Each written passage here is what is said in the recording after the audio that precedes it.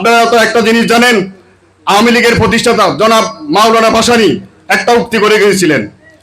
উক্তিটা হচ্ছে কি, মিশরের নীল নদের পানি নীল নয়, জামাত ইসলামী কোন ইসলামী দল নয়। এটা আমার কথা না, এটা মাওলানা ভাসানী যিনি আওয়ামী লীগের প্রতিষ্ঠাতা তিনি বলে গেছেন নীল নদের পানি নীল নয়, জামাত ইসলামী কোন ইসলামী দল নয়। সুপ্রিয় উপস্থিতি, আপনারা জানেন এই মুহূর্তে কিছু গুপ্ত সংগঠন ছিল, এখন গুপ্ত মহিলা সংগঠন বেরিয়েছে।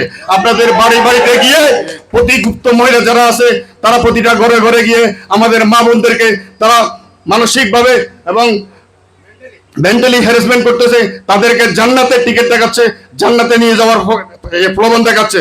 প্রিয় উপস্থিতি, আপনারা যারা দায়িত্ব আছেন, বিশেষ করে ঘরে মুরব্বী মা বাবা ভাই বোন যারা আছেন, আপনারা সজাগ দৃষ্টি রাখবেন এই গুপ্ত বাহিনী যাতে কখনো আমাদের মা বোনদের যাতে ব্রেন ওয়াশ করতে না পারে। আপনার জাতীয়তাবাদী মহিলা দল যারা আছে মহিলাদেরকে নির্দেশ দিবেন, যারা ইউনিয়ন পর্যায়ে আছে তাদেরকে নির্দেশ দিবেন, প্রতিটা ঘরে ঘরে গিয়ে আগামীতে যাতে তারুণ্যের অহংকার তারেক রহমানের জন্য, বাংলাদেশ জাতীয়তাবাদী দলের জন্য আগামী নির্বাচনে ধানের শীষের পক্ষে যাতে ভোট চায় এবং ভোট প্রার্থনা করে।